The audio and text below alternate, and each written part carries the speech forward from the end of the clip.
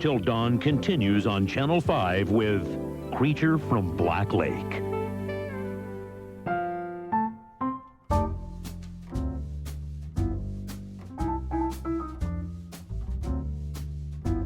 Welcome to Movies Till Dawn, a new podcast that's a safe space for filmmakers to talk about the fascinating and exasperating and always unusual and never quite the same thing twice process of creating motion pictures.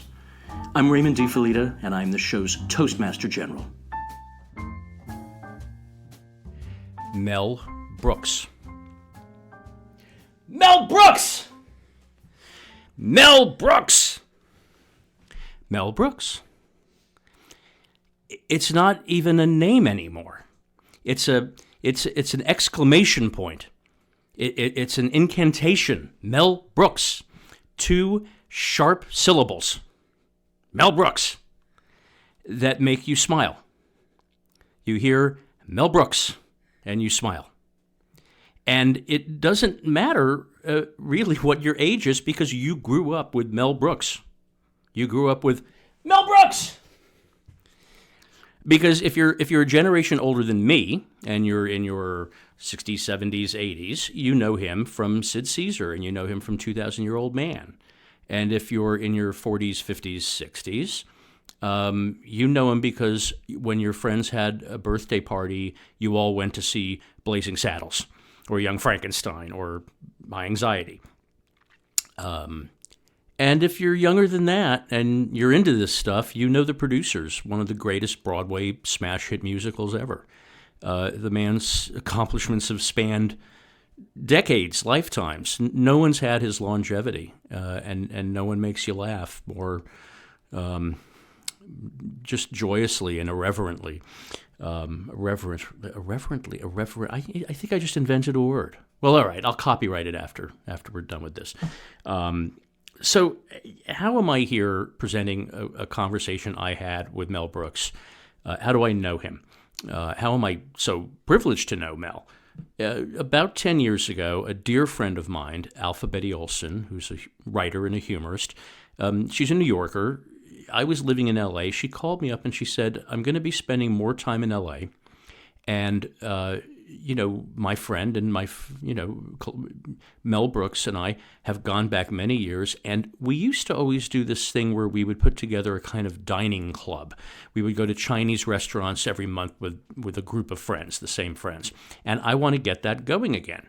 And I asked Mel if he was into doing it, and he said, absolutely, but we got to have some fresh faces. Got to have some people who I don't know.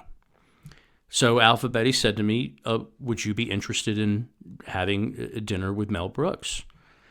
And I had to think about it, for a second, of course I want to. And I don't know how I said it. I said, is this okay? You sure? Is Mel going to, she said, I think Mel's going to really like you and you're going to like him. You two have a lot of the same references. Now, I'm not entirely sure what she meant, or at least I wasn't then. Now that I know Mel, it's about old movies, it's about jazz and music, it's about humor, of course. Anyway, we hit it off, and we've been friends now for quite some time. And finally, after 10 years or so, I got up the nerve to say, you don't want to do a podcast interview with me, do you? And he said, yeah, I'll do it. Yeah, Ray, yeah, I'll do it, but only 45 minutes. I don't have the energy beyond that. 45 minutes. And I said, fine, whatever you got, I'd be thrilled.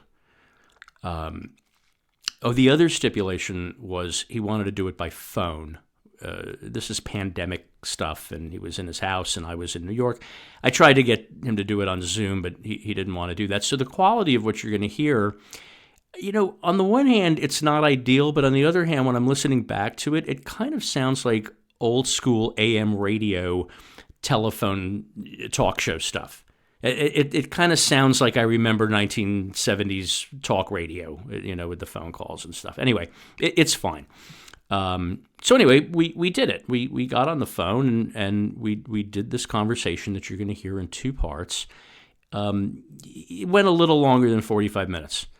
It went well over 2 hours, and I'm going to cut it up into these two pieces, and divide it up by subject. So what you're going to hear in this first episode, well, we're going to first talk about a very obscure movie that you can find on YouTube. It runs less than 5 minutes. It's called The Critic, and it's an animation that Mel did in the early 1960s. And what it is it's an abstract animated film, and the soundtrack is of an elderly Jewish man sitting in the back of the theater trying to figure out what the hell he's looking at. And guess who's the voice of the elderly Jewish man? So you watch The Critic. It's a lot of fun. It's on YouTube. Then we talk about the producers and the movie, and we talk about how it got put together and the people behind the scenes who did it and how Mel got his first job directing his own script. And then we go into a discussion of a movie that I love, and I think it's my favorite Mel film, The 12 Chairs. And again, a bit obscure. It's not a title that pops into most people's heads. Well, when you have titles like Mel does, they're overwhelmingly well known. 12 Chairs is between the producers and Blazing Saddles, so it's something of a bridge movie in a sense. And it's a delight, and it's most unusual. It's a farce. It's very human. It's very European. It's like nothing. It's like nothing you've seen, honestly. So try to watch 12 Chairs at some point too, if you haven't. And that's what you're going to be hearing. You're going to be hearing a legend, a genius, an icon, a lovely, lovely man, a generous and sweet and thoughtful man. I think what you're going to hear in this interview with Mel is a very thoughtful guy. It's not the big exuberant showbiz Mel. It's a guy thinking about his life and talking with me about his work. And he's kind of funny too. He can occasionally make you smile. So here's part one of my conversation with Mel Brooks.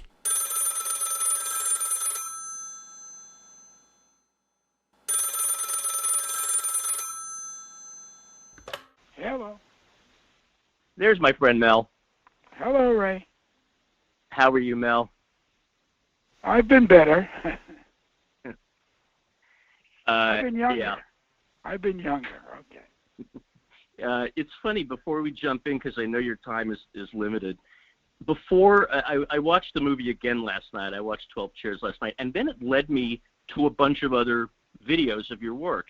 And you know what I don't think I'd ever seen that I watched was The Critic. Oh, really? What the hell is this?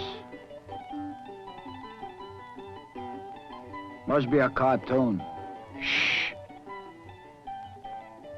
What?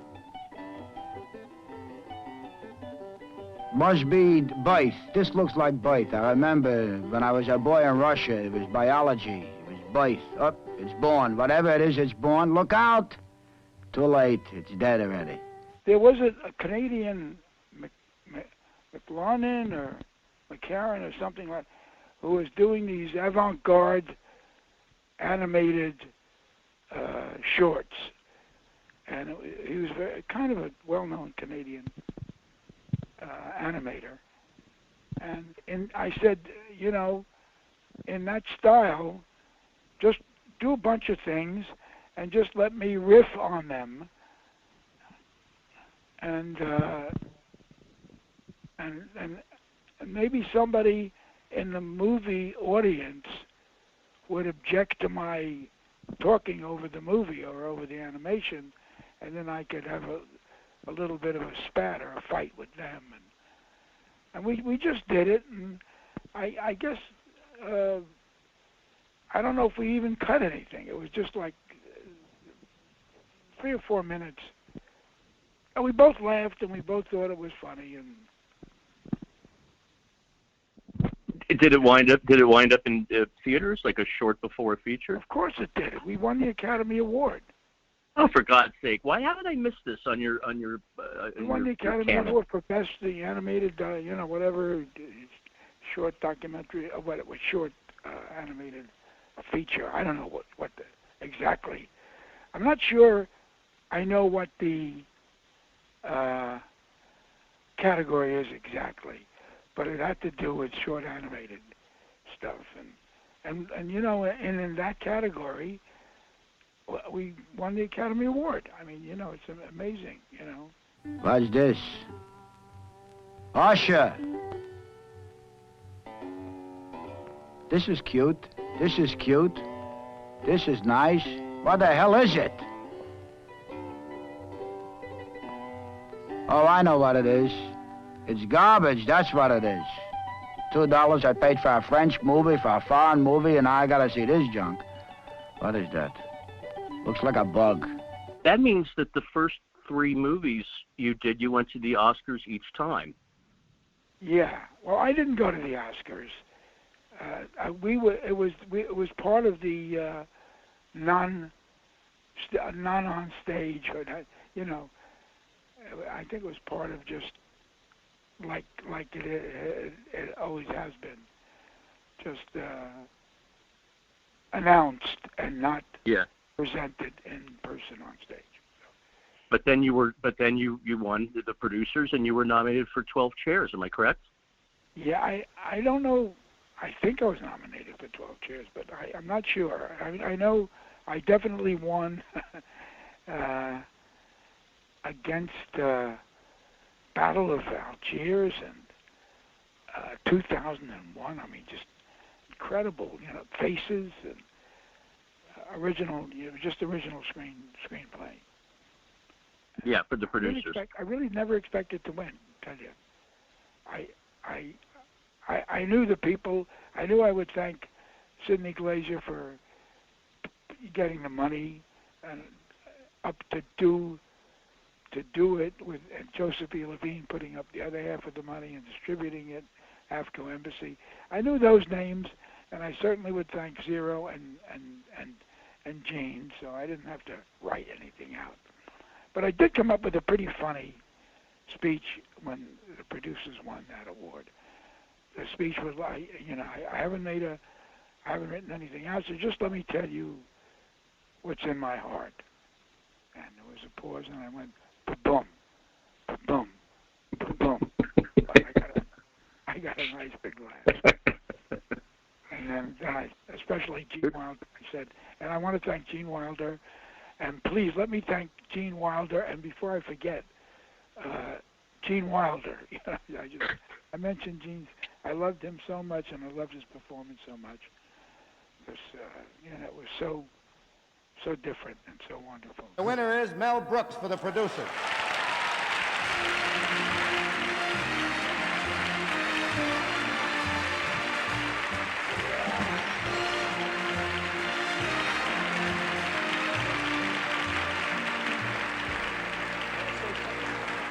Just the best of luck, Mel. Do me a favor, huh? You did 20 minutes. You killed my whole thing already. The tanks will be in Friday. The tanks. Thank you very much. I didn't trust myself in case I won, so I wrote a couple of things here. I want to thank the Academy of Arts, Sciences, and Money for this wonderful award.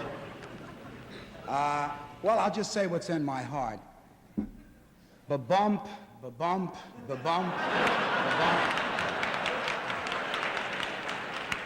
But seriously, I'd like to thank Sidney Glaser, the producer of The Producers, for producing The Producers. Joseph E. Levine and his wife Rosalie for distributing the film. I'd also like to thank Zero Mostel. I'd also like to thank Gene Wilder. I'd also like to thank Gene Wilder. I'd also like to thank Gene Wilder. Thank you very much.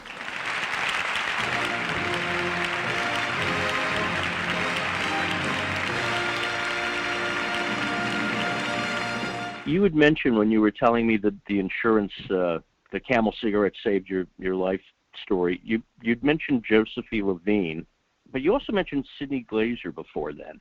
Yeah. And he's an interesting figure. Did you know that he invested in the doctor who invented Viagra? No, of course not. How do you know that? Well, I looked him up because I thought, you know, he's the producer of The Producers and 12 Chairs. I said, this guy obviously has a big part in your life. Oh, yeah. And I wanted to know what happened to him. And that's what he did. He got very wealthy off of that. And I thought, well, this guy was actually brilliant. He invested in Mel Brooks and Viagra. Yeah. Yeah. I mean, that's a great double to invest in, Mel Brooks and Viagra. How did he come into your life, and how did he put together those movies? There was an agent by the name of Barry Levinson at GAC. There was such a company, believe me, back then, AGC. And it's not the Barry Levinson that I later schooled in comedy writing, and was he and Rudy DeLuca were very close to me, and a lot of the movies I made. A different Barry Levinson, an agent. And I don't know how I got to GAC, but somehow, I don't know, one thing leads to another. I wasn't happy with William Morris. Show of shows, I went to GAC. Anyway, I met Barry Levinson, I liked him, and I showed him my script to producers, and he said, this is very, very funny, because first of all, I took it to some producers I knew on Broadway, and they said, no, they all said the same thing. Too many scenes, the perfect play for Broadway, a perfect musical, is one set, 5 performers, 5 characters. One set, 5 characters. I had about 35 different scenes, So they all told me this is not for the stage. This is a movie or whatever, television. So I wrote it as a movie. I showed it to Barry Levinson. He said, "This is good. I like this." And he said, very funny. He said, "I just represented a guy who won the Academy Award." I said, "Who's that?" He said, "Sidney Glazier. He did a documentary called The Eleanor Roosevelt Story, and he won the Academy Award."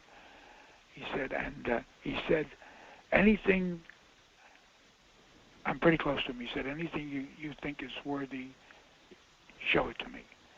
So he brought me up to meet Sidney Glazier, who, when I met him, was having a big cardboard cup of coffee and a big, whatever, tuna fish salad sandwich. He was eating the tuna fish, drinking the coffee, and talking to me. And he said, I put the script on his. He said, "Tell me about it." He said, I'll read it later, but I can't. I don't like reading. I like hearing. So I said, all right. So I went. So I was telling him the story of the producers, and when I acted out the blue blanket. So he spit the coffee in the sandwich. I really, like across the room, he spit it. He fell down, and he came out of his fit of laughing, and he said, "We got to make this picture, no matter what. We got to make this picture." So we went to a couple of places, a couple of studios that had offices in New York, that he sent it to, and he had some credence, because he won an Academy Award, although he wasn't known at all for comedy, unless you think Eleanor Roosevelt is funny, and then he's for comedy. But the only one that bit, and really was interested was, I don't know, I think along the way somebody at Universal said, "We like it, we think it's funny. We suggest if you change Hitler to Mussolini, much more acceptable." I said, they don't get it, So we stayed with Hitler, and we got Josephine Levine, who liked it, and Bobby Weston, who worked for him, he liked it, and what was appealing to Joe was that it's a comedy, and comedies, usually worked better than dramas, and that Sidney Glaser was going to put up half the money, and it would cost about $1 million, you know. So you know, he'd risk 500,000, whatever, and he liked it. So he said, "Sit down, have a golden delicious apple, 35 cents a piece." For you know, he was half kidding, half proud of his golden delicious apples. So he said, "Who could direct this? It's a good comedy." I said, I've been directing the Sid Caesar show. I said, I've been staging it. I wasn't in the booth. I didn't say camera one, but I did direct the comedy. And I said, Joe, I know you hire somebody to do it. They have to envision it. They have to see it, each scene in their head. I wrote it. I know each scene. I know just what the set should look like, you know, how it should be, you know, appointed properly. I said, I'm the guy, and I'm the cheapest guy you want. I'll do it for scale. He reached across, when I said that, he reached across, he said, you're the director. Right. In the deal, I slipped in, Barry Levinson slipped in Final Cut. Because later, Joe Louis came to me and said, you know, I like everything. He was watching the dailies. He said, that guy, Gene Wilder, he's funny looking and he's a little slow. Maybe you could get a better looking guy. He didn't, I mean, the great thing about Gene Wilder, the most revealing, remarkable thing about Gene Wilder was that when he was in a scene with another actor, it actually seemed like he was listening, because he'd listen to the other actor, he would breathe in, and you know, and then he would talk. Usually actors are so you know, selfish about getting there. I mean, one actor finishes, the other actor talks immediately. He never gives you any sense that he heard what the first actor said. But right. Actually weighed in his mind what the actor had told him. You know. Right. I mean, I'd never experienced that. I mean, so much anyway, and so eloquently. I thought Gene was just maybe the best actor I'd ever worked with. So. Did you direct him or Zero Mostel more? Who did you find more natural? What do you mean? Say that again. Well, who did you find adapted to the part more readily? Who did you feel? Did you feel like you needed to direct? They were both. I hate to say it, they were both spot on. Gene was this timid, you know, hard-working accountant who was absolutely honest as the day is long and true to his accounting profession. And when I wrote the line, you know, when he says, all right, you know, give me a break, so we'll change the books. I don't want to get started. I'm going to take a little nap. And he goes, Bialystok takes a nap on the couch. He closes his eyes. And Gene says, funny that he just, isn't it curious that one could actually make more money with a flop than he could with a hit. Bang! You know. Right. Bialystok is up and right close to his face. How? What? He said, what do you mean? What? How? Tell me, how can you make more money with a flop than a hit? He said, well, if you raised so and so and so, but you'd have to have a flop, or else you'd go to jail because you can't. So I think he said, Bialystok says, we can do it, we can do it, we can raise the money. And he's already, Zero had it. Zero had the guy. I mean, Zero would have made a great crook, you know. He had it in his soul, you know. Right. He was amazing, you know. It's so simple. Step 1, we find the worst play in the world, a surefire flop. Step 2, I raise $1 million. A lot of little old ladies in the world. Step 3, you go back to work on the books. Phony lists of backers, one for the government, one for us. You can do it, Bloom. You're a wizard. Step 4, we open on Broadway. And before you can stay, Step 5, we close on Broadway. Step 6, we take our $1 million and we fly to Rio de Janeiro. Rio by the sea. No, wait a minute. Oh, Mio. Oh, my. You're holding me too tight. Rio by the sea.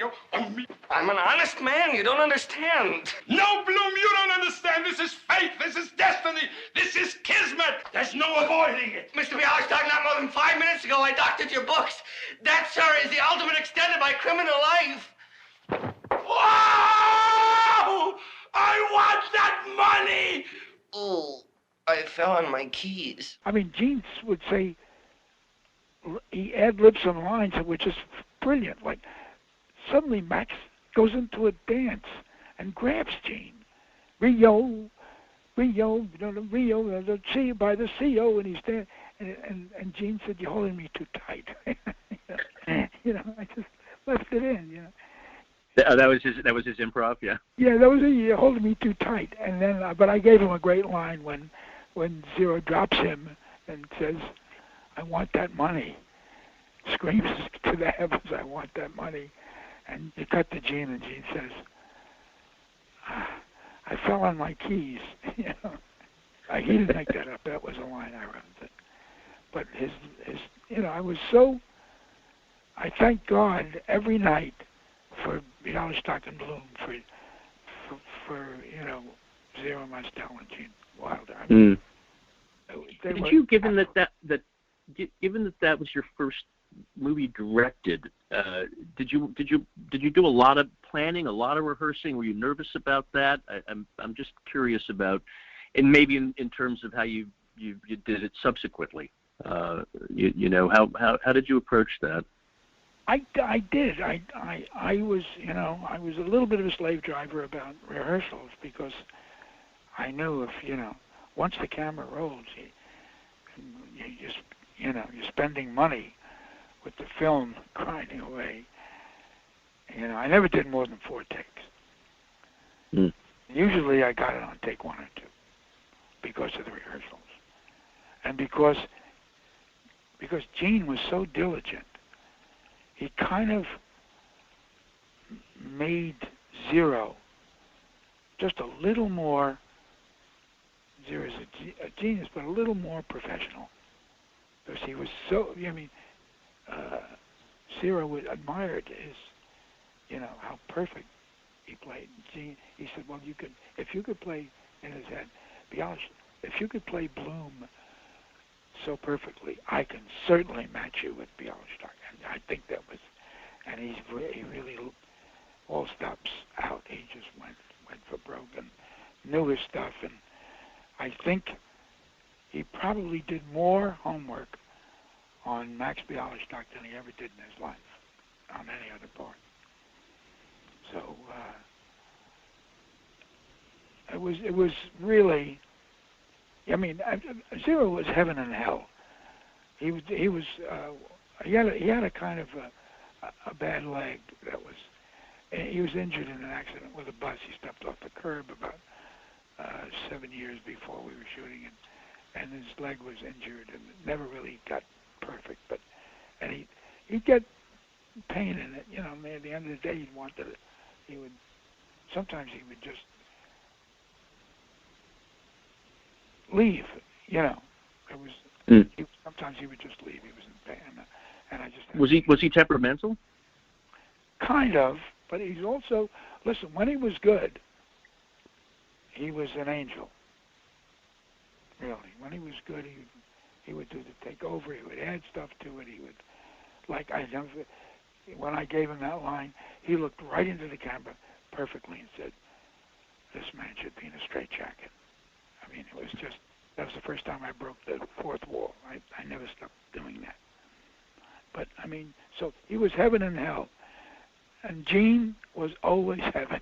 There was not a brushstroke of hell in his character and his personality. But we did it. I mean, it was $941,000, And 8 weeks, 5 days a week, 10 hours a day, 8 weeks, and that to the penny. Right. Not, actually maybe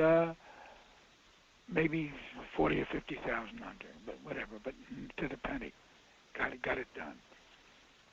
Even I saw it again recently on Turner Classics, and it's a nice tour through New York in that era in 1967, 68. You see the Village. It's like it's a nice. There's a bit of a time capsule to it that's very cool. So and I guess that was a fairly short schedule for a movie then. It was on the money, and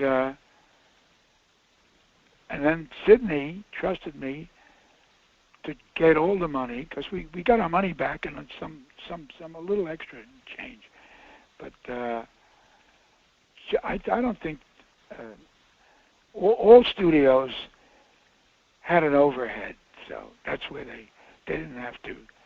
They legitimately stole the money with this overhead clause. 35% of everything that came in. Can you imagine 35% with everything that came in just to distribute it? And then they got every penny back before that. They were the first to be paid. They had to get their $1 million back. And then 35% of every dollar that came in for distributing, the film. So.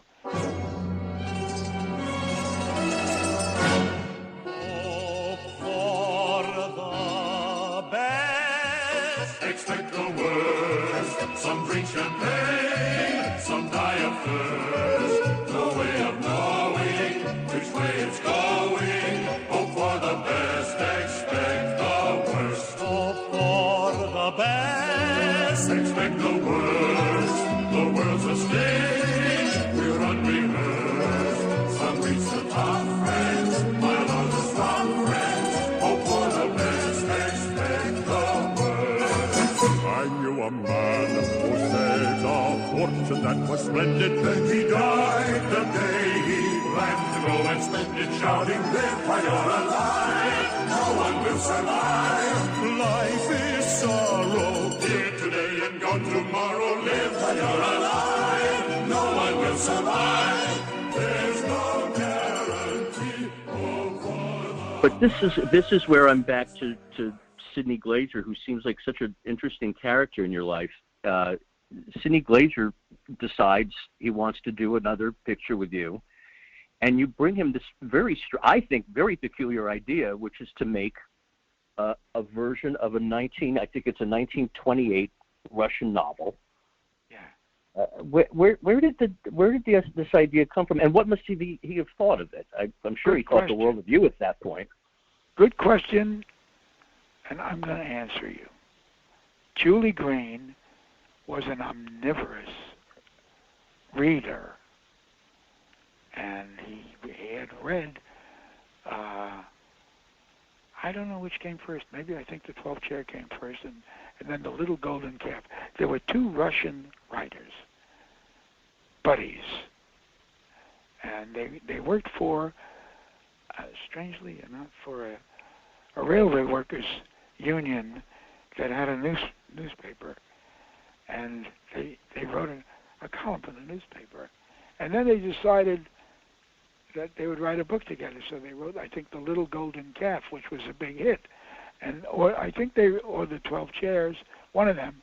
They wrote two major novels, The Little Golden Calf, about their adventures in New York. Maybe that was second. Yeah. The Adventures in the New World in New York, and then the first one, which was the turning of Russia into the Soviet Union, encapsulated brilliantly and outrageously in The 12 Chairs. A simple plot. An aristocratic woman is dying, and she says to her son, who was an aristocrat but is now a petty clerk because of the revolution. And she says, I've sewn my jewels into one of the 12 chairs we had around the dining room table. And first he launches and curses her, and I was reading the book, and then he relents and says it's all right, it's all right. But then he's thinking. There's a fortune of diamonds in one of those chairs. What happened? What the hell happened to those chairs? I mean, it's a brilliant idea. It's a perfect movie. When I read it, because Julie said to me, I think you should read this book because it's a great adventure. It's a great chase. It might even make a movie. And the minute I read it, I was halfway through it, and I said, this is a movie. I see it. I see the characters. I see the chase. I see the insanity. I see what I love for the inner plot, for the private theme that I like to work on. Is because all my movies seem to be money or love, money or yeah. Because that's Bialystok and Bloom. It's money or love. Then the next one, what is it? Is it jewels, or is it if they finally end up together? Right. Money or love. That's Mel Brooks' theme. Money or love.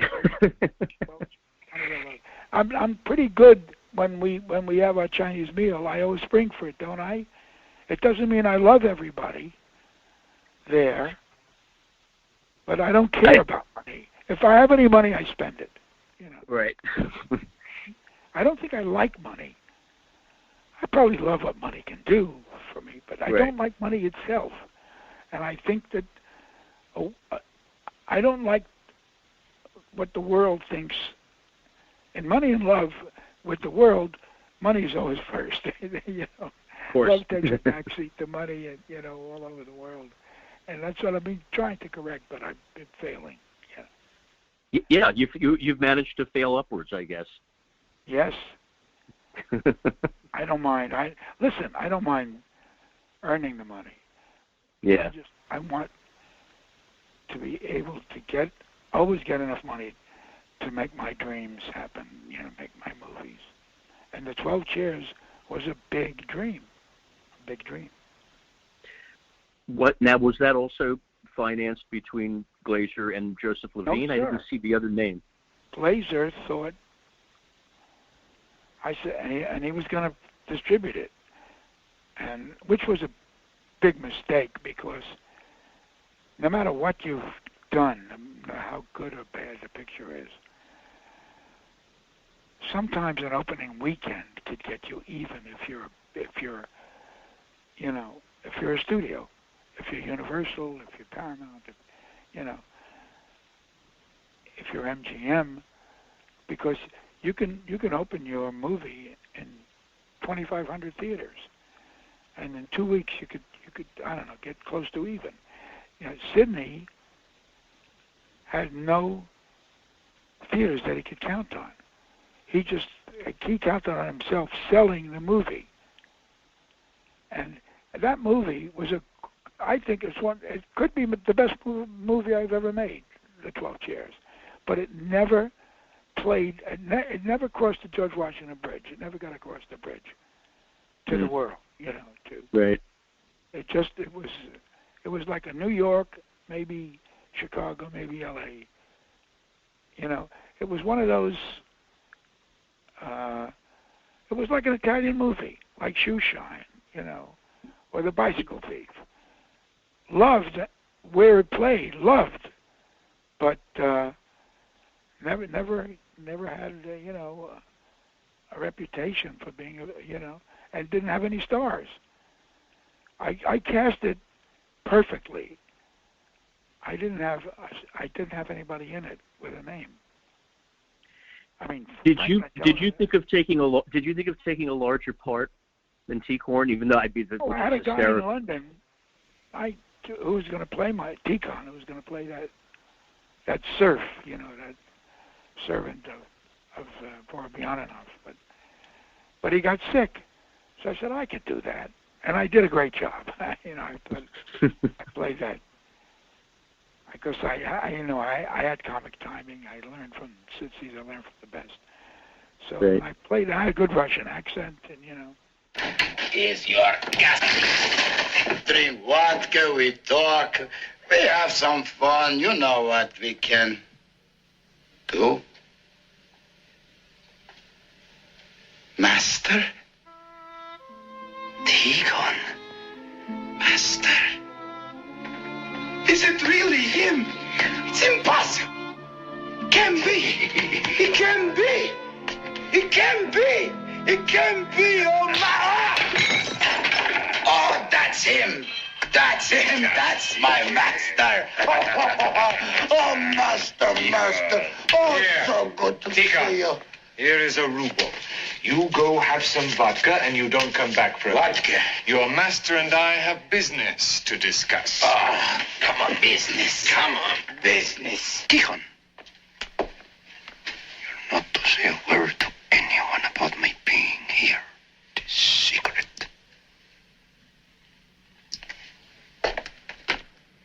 I'm not to tell anyone my master is in Stagrad. It's a secret. My master told me a secret.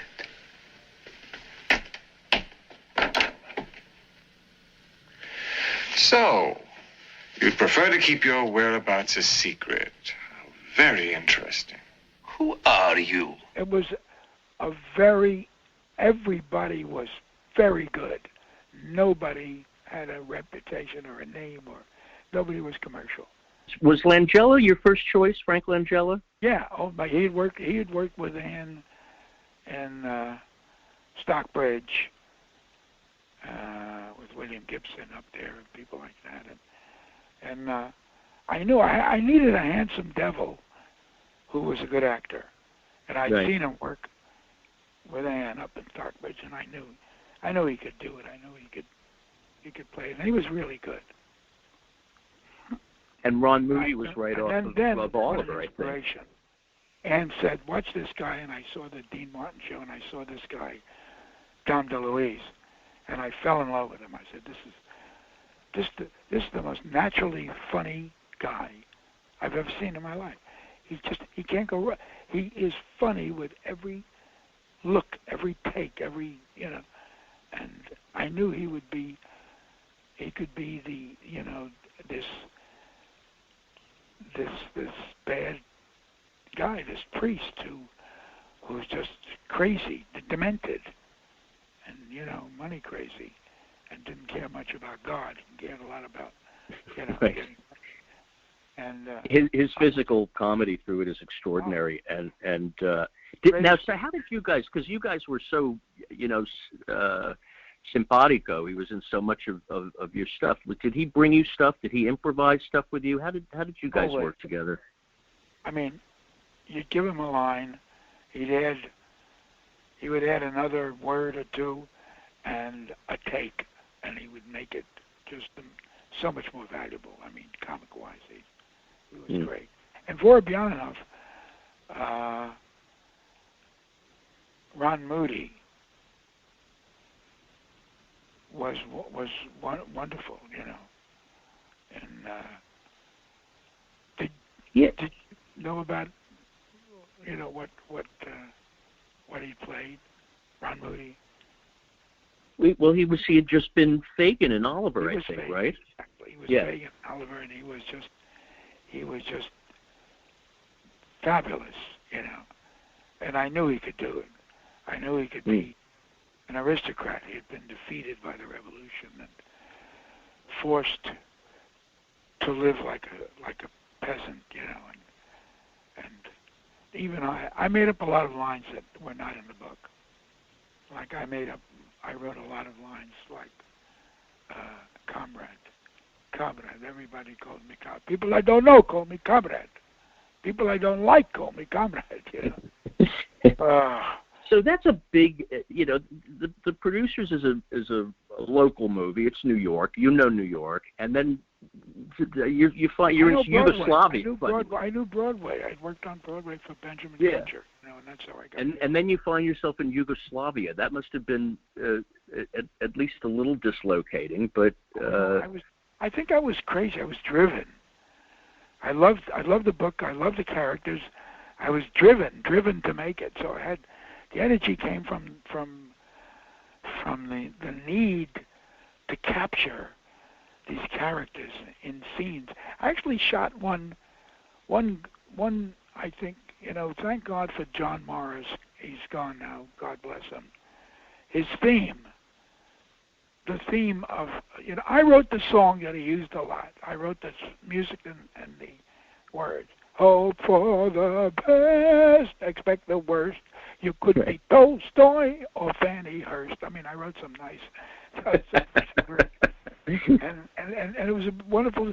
But also, John Morris wrote a beautiful minor, just a gorgeous theme. Mm. Da-dee-da-da-da-da. Da-dee-da-da-da-dum, da-dee-da-dum, da-dee-da-dum, da-da-dee-da-dee-da-da-da-da-da, da-dee-da-da-da-dum. A gorgeous theme. And after they had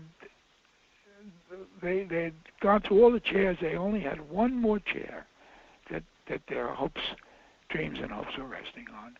They were heading back to Moscow to find it. And they walk through a potato field, and in the background there are leafless trees and a setting sun. I saw that. I grabbed an Ariflex.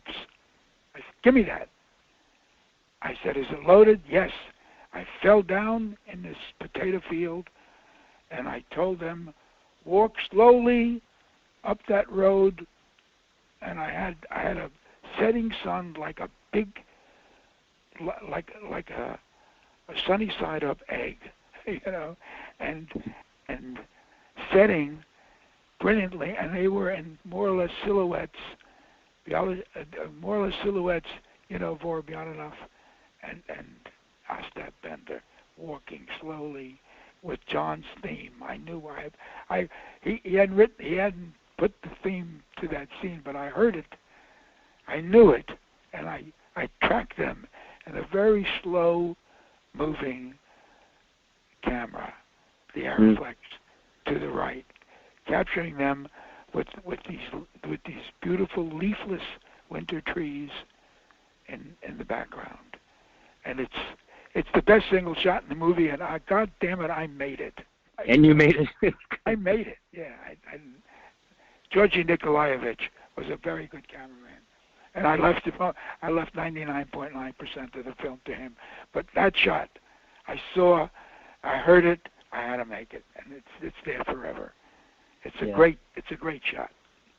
Well, I find it a very poignant film, and I think this is one of the things you asked me when I said I wanted to talk to you about it. You said, what about that movie? Why the 12 Chairs? And I always found it, and when I rewatched it again the other day, when Frank Langella saves Ron Moody from drowning, and he pulls him up in the boat, and Ron Moody says, cold, cold, and he gives him his jacket. Yeah. And that theme is on at that point. That beautiful theme comes in, John and Morris. It becomes, the movie has another size and another dimension comes to it. It's a wonderful, heartfelt picture about humans, about people who even a rat like Ostap Bender, a despicable gutter rat who doesn't care about anything but himself, suddenly displays the fact that he has a heart and compassion for another human being. So they're joined as comrades in con, really, and there's something, and that happens again, at the end when he sees him on the ground. Now, was that the epileptic seizure? Was that in the book, that gimmick, that gag, or was that something you? Yes. Yeah, the epileptic seizure is in the book, but I changed the ending. Oh, that wasn't how the book ended. I made the end like a perfect circle, so they'd be together again. and Right. the sacrifice of Vorobyanov's, his ready to fall down and be the thing he hated, despised, a beggar, but he's ready to do that for their friendship, for their companionship. Right. It's a good ending, and I open that with another scene that I designed that's beautiful. It's like 12 women in babushkas sweeping the snow, 6 on one side, 6 on the other, and a lot of snow in the street and a lot of snow on the sidewalks. They're sweeping the snow on the sidewalks, and it's the opening of the last scene, and it's a gorgeous, incredibly beautiful shot. It's Russia in 1905 or something, or 19. Actually, it's Russia in 1918 or 1919. Yeah, that's where it is. Yeah, in fact, there's a sign on a street sign. I think Langella passes a street sign that says Marx at Lenin Avenue, but Trotsky's there too, and they've crossed Trotsky out. Yeah, right. Yeah, and I've got everybody. That was my joke. Yeah. Also, the Bureau of Tables, the Bureau of Chairs, the Bureau of plates or whatever, dining foyer, and I finally had one sign, the Bureau of Bureaus. It was the last sign I put in that collection of signs. Really, let me tell you about one funny thing. Yeah. They're in a museum. They see the 12 chairs. It's very moving. They're hiding. Vorobyanov, Ron Moody, is very excited. And Ron has to hold his hand over his mouth. And Ron has to keep him from making noise. And he's very excited. He says, we wait till the museum is closed. We wait. So they're behind some drapes, they're waiting. And then I collected all my extras, all Yugoslavian. I mean, they're all living in Novi Sad or Belgrade or something. I don't know. Anyway, or in Belgrade, I have about a dozen extras who are going to people the museum. And I say, does anybody speak English? The guy raises his hand. I say, can you say closing time? Yes, sir. Okay, here we go. Action. I give him a bell. He has a uniform, he's good. And he rings the bell and he says, Klogi Bibe, as like Kloggibibe. Klogi Bibe. Cut. I say, and Mike Kurtzberg says to me, we're losing the, we got to let the extras go and so we need another hour to do the scene. I said, okay, print it. And I mean, if you listen, I may have, I said I'll fix it in post, but when I heard Klogi Bibe, that's what he thought I said. You're right. Or that was his shot at speaking English, Klogi Bibe. Oh God. Anyway, I thought I'd tell you that little story. It's interesting when I looked at, because I told you I saw The Producers recently again, and I look at these two films back to back, and in The Producers, you've taken your script and you've made a well-crafted film. In 12 Chairs, I feel like as a director, you're exploding with energy. You use that, for instance, the chase with the first chair, which turns into a silent movie scene. Yeah. There's there's an energy to it and a kind of joy of filmmaking. It's just like you've gained a yes, big step I think you confidence. said the joy of filmmaking. I really hurled myself into it, and I said, this is going to be a great explosion, a journey of laughter and tears and champagne and dirty water. It's going to be everything, Yeah. I knew what I was doing, and I really threw myself into it. no director could have done a better job than I did with the 12 Chairs. Yeah. No, it's entirely your movie. It has a strong imprint. I don't know who the cameraman is, and I couldn't find out much about him. Nikolic. Nor could I pronounce his name. Yeah, well, it's a Yugoslavian name, Nikola. You know, it's a Georgi Nikolic. He was good. He nailed it. I set up every scene. I mean, you know, it was a lot of work. I was there. I don't know. I was there like 9, 10 months. I mean, I was there a long time. I mean, we got a great deal. We got $400,000 was Yugoslavian contribution. It was because it turned out they would pay for all the below the line, and they could have the movie to distribute all through Yugoslavia, of course, which they got. And I don't know if they thought I'd spend that much, but I did. It was the below the line. It was none of the actors, not the script, you know. Right. Not the actors, you know, or the script, or the producers, or you know, it was just the below the line, which is you know, the scenery, the lights, the camera. What was the schedule like? How long did it shoot? It shot for something like 4.5 months. Wow. Because I knew I had below the line. I knew whatever I spent, right, that the Yugoslavs would pay for it. So that's why it's so well, you know, shot. It's so well directed because I was rich in sets and time and you know. And everything, you know, I had 2 cameras. And you have like antique trains and crowds, and I'm going, this is you moving on to like David Lean territory, you know. Right, I know. It's like a David Lean picture. It's very big, you know. Their trek to Moscow has those lovely grand shots. Yeah. Oh yeah. Yeah. I remember one day, talk about time.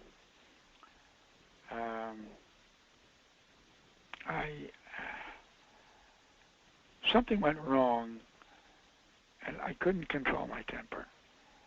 Something went really wrong. I think that either the camera was broke, or we ran out of film, or I went nuts, and I took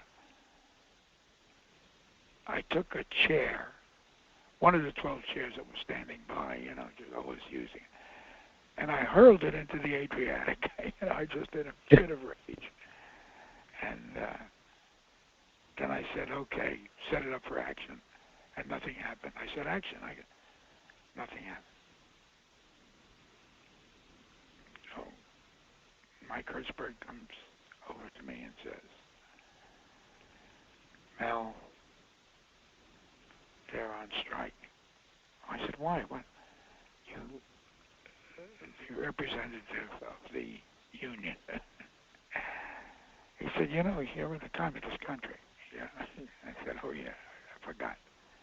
He said, and they object strenuously to you throwing the people's chair into the Adriatic.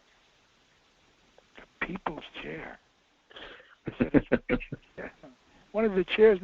He said, they don't know that.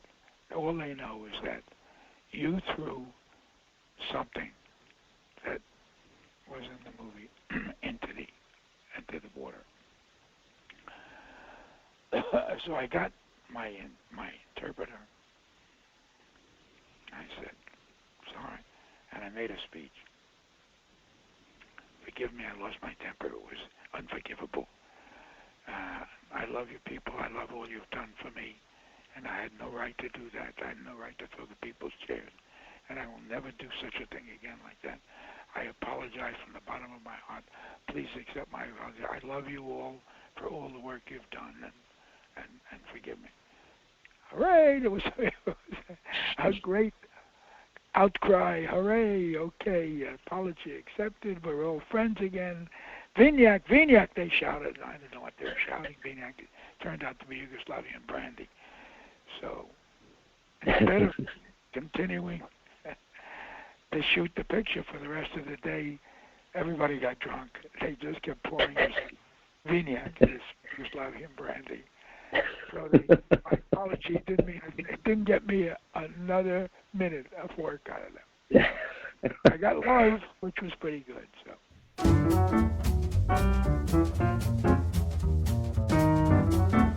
If you enjoyed listening to Movies Till Dawn, you can visit my blog where I post videos related to the subjects that I interview. Just go to moviestildawn.blogspot.com. You can find this podcast at moviestilldawnpodcast.com, but we're also available on most of your favorite podcast platforms like Apple Podcasts, Stitcher, SoundCloud, TuneIn, Spotify, and YouTube. I would love to hear from you. If you're inspired to reach out, you can email me at moviestilldawnpodcast@gmail.com. And please feel free to follow me on Twitter at ReelRDEF. That's ReelRDEF. And if you have a film geek in your life, or even just a mildly curious fan, spread the word that we're here.